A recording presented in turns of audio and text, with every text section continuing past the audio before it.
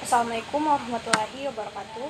Perkenalkan, nama saya Balki Sedina Latas dari Universitas Negeri Makassar, Fakultas Ilmu Pendidikan, jurusan Psikologi Pendidikan dan Bimbingan, Prodi Bimbingan dan Konseling. Saya dari kelas 1B. Nah, di sini saya akan membahas tentang yang pertama, mengapa dan bagaimana PAI diajarkan di perguruan tinggi. Yang kedua, bagaimana manusia bertuhan. Yang ketiga, bagaimana agama menjamin kebahagiaan. Yang keempat, mengintegrasi iman Islam dan ihsan kamil. Dan yang terakhir, bagaimana membangun paradigma Qur'ani. Kita masuk materi pertama, mengapa dan bagaimana PAI diajarkan di perguruan tinggi. Yang pertama, konsep dan cara pembelajaran pendidikan agama Islam di perguruan tinggi. Tujuan diberikannya pendidikan agama di perguruan tinggi, menurut konsep ilmu agama adalah membantu terbinanya sarjana beragama yang beriman dan bertakwa kepada Tuhan Yang Maha Esa, berbudi pekerti luhur, berpikir filosofis, bersikap rasional dan dinamis, berpandang ikut serta dalam kerjasama antara umat beragama dalam rangka mengembangkan dan pemanfaatan ilmu dan teknologi serta seni untuk kepentingan nasional.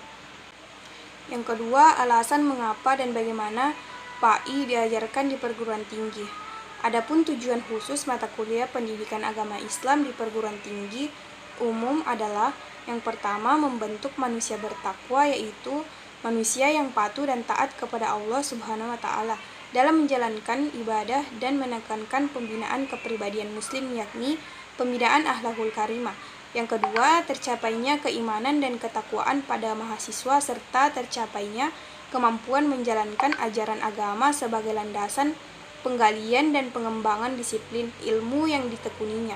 Yang ketiga, menumbuhkan subur serta membentuk sikap positif dan disiplin serta cinta terhadap agama dalam berbagai kehidupan peserta didik yang dinantinya diharapkan menjadi manusia yang bertakwa kepada Allah Subhanahu wa Ta'ala dan Rasul-Nya. Yang ketiga, menggali sumber psikologis tentang perlunya pembelajaran PAI di perguruan tinggi. Secara ringkas terdapat dua pandangan yang berbeda mengenai PAI di perguruan tinggi. Pendapat pertama menyatakan perlu diajarkan di perguruan tinggi. Alasannya, negara dalam hal ini wajib menjaga keberagaman para warganya, termasuk menjaga keberagaman para mahasiswa yang sedang belajar. Di pendapat kedua, menyatakan PAI tidak perlu diajarkan di perguruan tinggi. Alasannya, agama merupakan urusan pribadi, keluarga, dan institusi keagamaan seperti masjid, pesantren, dan organisasi keagamaan. Negara tidak perlu ikut campur dalam urusan agama. Kemudian menggali sumber sosial budaya tentang perlunya pembelajaran PAI di perguruan tinggi. Masyarakat Muslim umumnya menghendaki perguruan tinggi di Indonesia. Sejalan dengan budaya bangsa yang religius, masyarakat tidak mengharapkan perguruan tinggi sebagai menara gading dan jauh dari kehidupan masyarakat budaya, beragama, dan masyarakat harus juga ke dalam lingkungan perguruan tinggi, yang berarti pendidikan agama juga menjadi kajian di lingkungan perguruan tinggi. Menggali sumber historis tentang perlunya pembelajaran PAI di perguruan tinggi. Secara historis, bangsa Indonesia memiliki dua sistem pendidikan, yakni pesantren dan sekolah. Pesantren merupakan model pendidikan asli bangsa Indonesia, sedangkan sekolah merupakan model pendidikan yang diadopsi dari penjajah Belanda. Masing-masing model pendidikan ini memiliki keunggulan dan kelemahan. Keunggulan model pesantren adalah kaya dalam mengembangkan keberagaman dan moralitas, tetapi lemah dalam mengembangkan ilmu dan teknologi. Sebaliknya, model sekolah unggul dalam mengembangkan ilmu dan teknologi, tetapi lemah dalam mengembangkan keberagaman dan moralitas. Materi yang kedua, bagaimana manusia bertuhan. Yang pertama, konsep spiritualitas sebagai landasan kebutuhan. Due mengartikan bahwa spiritualitas adalah dasar bagi tumbuhnya harga diri, nilai-nilai moral, dan rasa memiliki. Spiritualitas memberi arah dan arti pada kehidupan pria. Kualitas adalah kepercayaan akan adanya kekuatan dan fisik yang lebih besar daripada kekuatan diri kita. Suatu kesadaran yang menghubungkan kita langsung kepada Tuhan atau sesuatu unsur yang ditanamkan sebagai sumber keberadaan kita. Selanjutnya, dalam Ensiklopedia Indonesia, spiritual adalah suatu membentuk nyanyian rakyat yang bersifat keagamaan, dikembangkan oleh budak-budak negro dan keturunan mereka di Amerika Serikat bagian selatan. Dua, yang berhubungan dengan rohani yang eksistensi Kristiani yang berdasarkan kehadiran dan kegiatan Roh Kudus dalam setiap orang beriman dan seluruh gereja. Adapun spiritualitas adalah kehidupan rohani dan perwujudan yang dalam cara berpikir, merasa, berdoa, dan berkarya. Yang kedua, mengapa manusia memerlukan spiritualitas? Perkataan ilah yang selalu diterjemahkan Tuhan dalam Al-Quran dipakai untuk menyatakan berbagai objek yang dibesarkan atau dipentingkan manusia. Misalnya dalam surat Al-Furqan ayat 43, dalam surah Al-Kautsar ayat 38, perkataan ilah dipakai oleh Fir'aun untuk dirinya sendiri, dan Fir'aun berkata, "Wahai para pembesar hambaku, aku tidak mengetahui Tuhan bagi Muslim." Atau contoh ayat tersebut menunjukkan bahwa perkataan ilah bisa mengandung arti berbagai benda baik abstrak maupun benda nyata. Perkataan ilah dalam Al-Quran juga dipakai dalam bentuk tunggal dan banyak bertuhan. Tidak mungkin untuk dapat mengerti tentang definisi Tuhan atau ilah. Yang tepat berdasarkan logika Al-Quran adalah Tuhan atau ilah ialah suatu yang dipentingkan atau dianggap penting oleh manusia sedemikian rupa sehingga manusia melakukan dirinya dikuasai olehnya. Perkataan dibandingkan hendaklah diartikan secara luas. Tercakap di dalam yang dipuja, dicinta, digabungkan, diharapkan dapat memberikan kemaslahatan atau kegembiraan dalam termasuk bulat sesuai yang dikautkan dalam mendatangkan bahaya atau kerugian.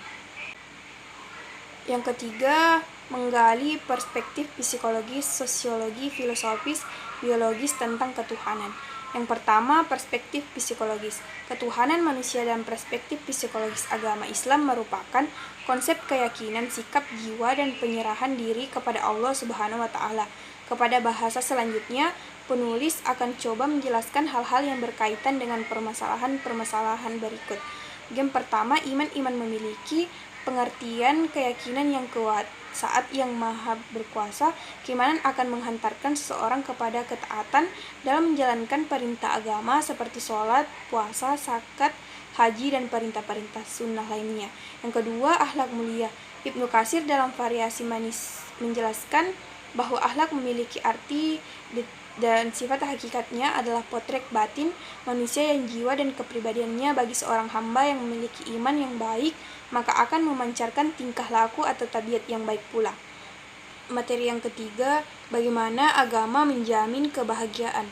Yang pertama, konsep dan karakteristik agama. Agama sebagai jalan menuju kebahagiaan.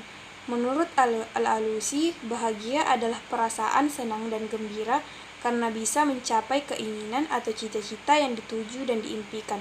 Pendapat lain menyatakan bahwa bahagia atau kebahagiaan adalah tetap dalam kebaikan atau masuk ke dalam kesenangan dan kesuksesan. Menurut Al-Ghazali, kebahagiaan harta bukan meletak pada dirinya, namun pada manfaatnya. Orang yang ingin menggapai kesempurnaan hidup tetapi tidak memiliki harta bagaikan orang-orang yang mau pergi berperang tanpa membawa senjata, atau seperti orang mau menangkap ikan tanpa pancing atau jaring. Itulah sebabnya Nabi Muhammad bersabda, harta yang terbaik adalah harta yang ada pada seorang laki-laki yang baik pula. Hadis riwayat Ibnu Hibban, sebaik-baik pertolongan adalah pertolongan yang dapat membantu kita semakin bertakwa kepada Allah. Hadis riwayat Ad-Daruqutni. Dalam kitab Mizanul Amal, Al-Ghazali menyebut bahwa bahagia terbagi dua, yaitu yang pertama bahagia hakiki, bahagia ukhrawi yang diperoleh dengan model iman, ilmu, dan amal. Bahagia ini kebahagiaan abadi dan rohani. Yang kedua, bahagia majasi, bahagia duniawi yang bisa didapat oleh orang beriman dan juga yang tidak beriman. Ibnu Athaillah mengatakan Allah memberikan harta kepada orang yang dicintai Allah dan kepada orang yang tidak dicintai Allah. Tetapi Allah tidak akan memberikan iman kecuali kepada orang yang dicintainya. Kebahagiaan ini fana, tidak abadi. Yang kedua, sumber historis, filosofis, psikologis, dan sosiologis tentang pemikiran agama sebagai jalan menuju kebahagiaan secara teologis. Beragama itu adalah fitrah. Jika manusia hidup sesuai dengan fitrahnya, maka ia akan bahagia. Sebaliknya, jika hidup tidak sesuai dengan fitrahnya, maka ia tidak akan bahagia. Secara historis, pada sepanjang sejarah hidup manusia, beragama itu merupakan kebutuhan dasar manusia yang paling hakiki. Agama membawa nilai-nilai kehidupan bagi manusia sehingga memberikan pengaruh yang luar biasa dalam kehidupan sehari-hari. Ada beberapa hal yang menjadi faktor penyebab manusia harus hidup bermasyarakat.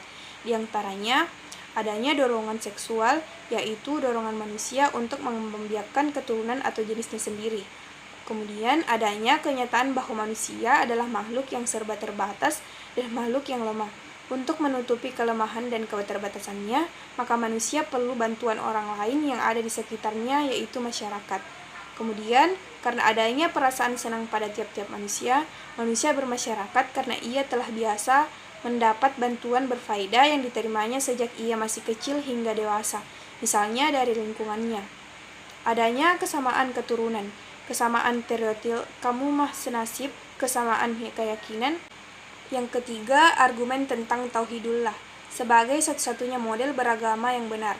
Sebagaimana telah diketahui bahwa misi utama Rasulullah SAW seperti halnya rasul-rasul yang sebelum beliau adalah mengajak manusia kepada Allah. La ilaha illallah itulah landasan teologis agama yang dibawa oleh Rasulullah dan semua para nabi dan rasul. Makna kalimat tersebut adalah tidak ada Tuhan kecuali Allah, tidak ada yang berhak disembah kecuali Allah, tidak ada yang harus diminta ridhoanya kecuali Allah. Tauhidullah membebaskan manusia dari tahayul, hurufal, mitos, dan bid'ah.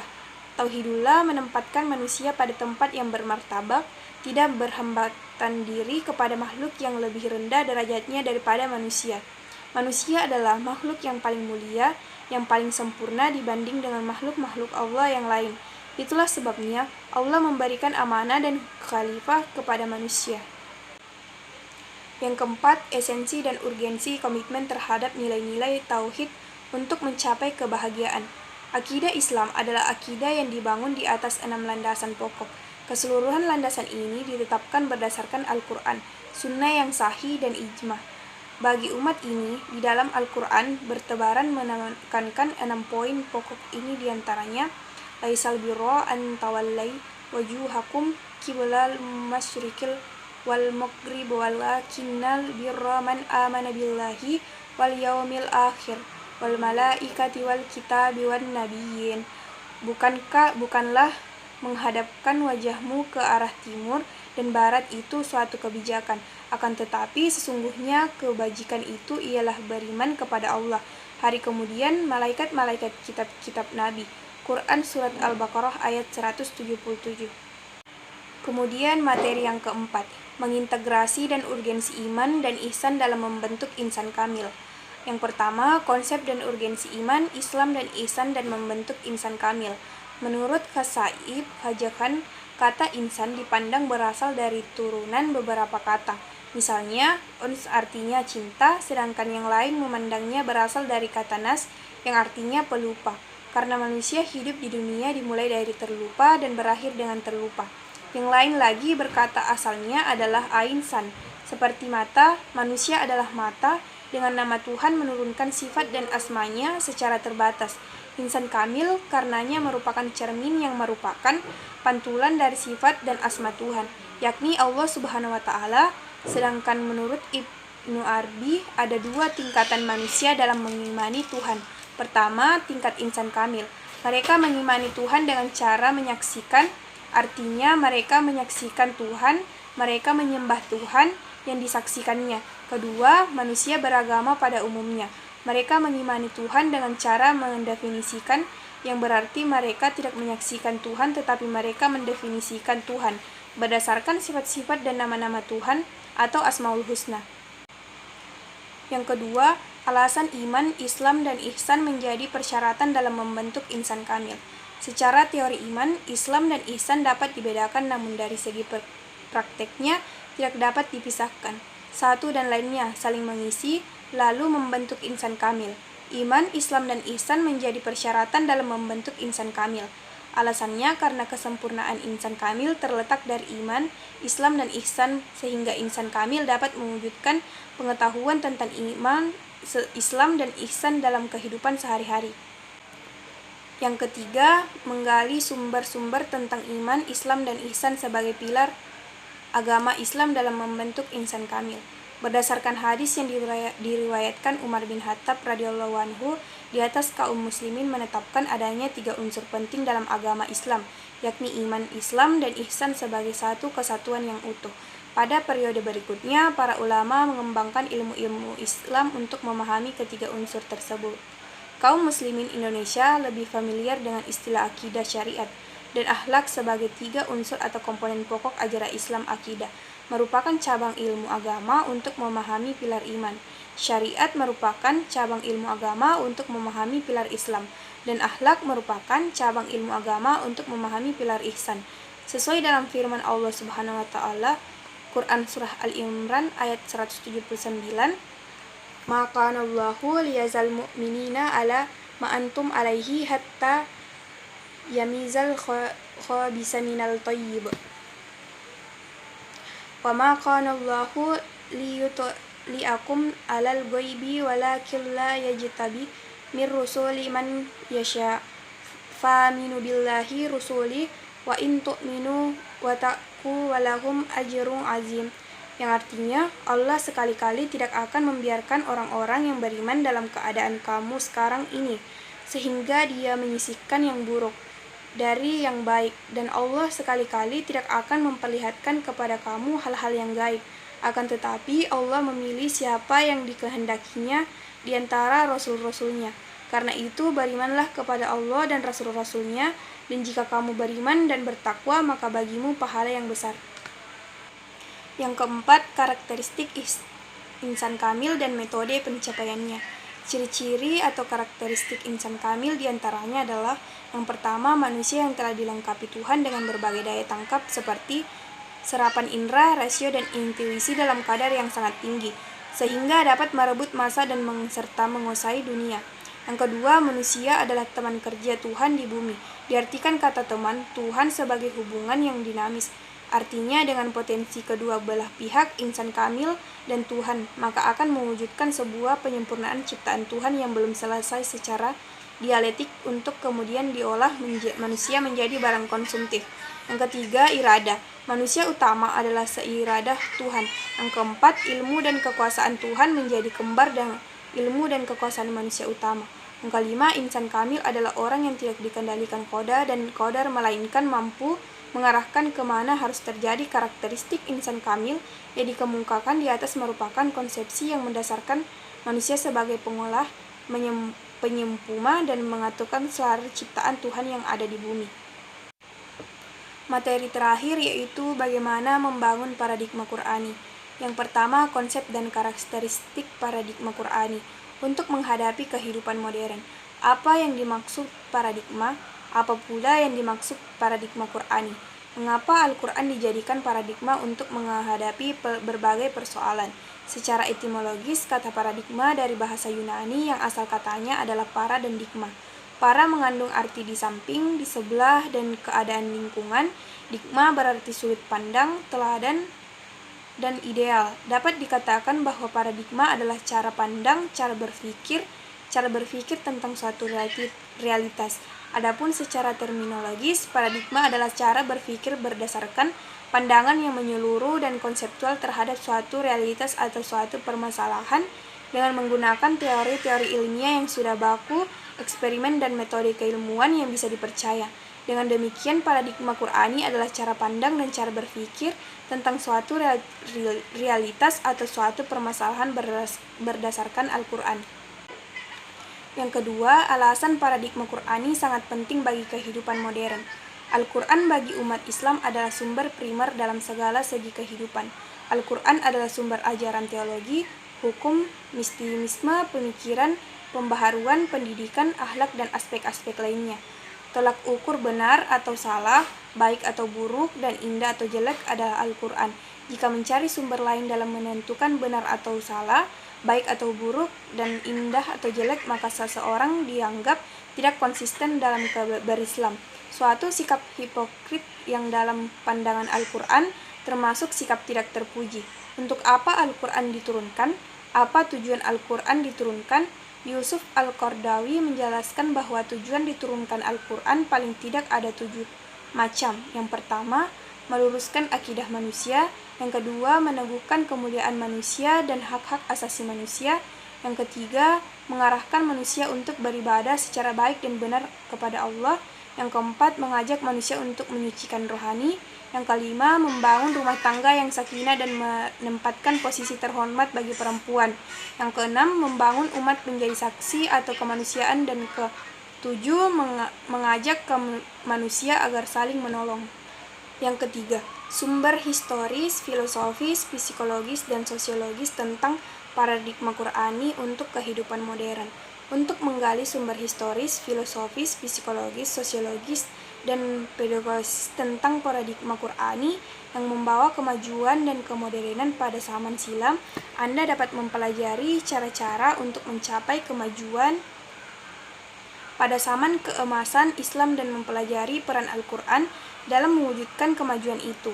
Dalam sejarah peradaban Islam ada suatu masa yang disebut masa keemasan Islam. Al-Quran menyatakan, wa innaka la'ala khuluqin azim.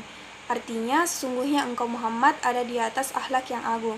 Quran Surah Al-Qalam ayat 4. Itulah tadi 5 materi yang saya jelaskan, kurang dan lebihnya mohon dimaafkan.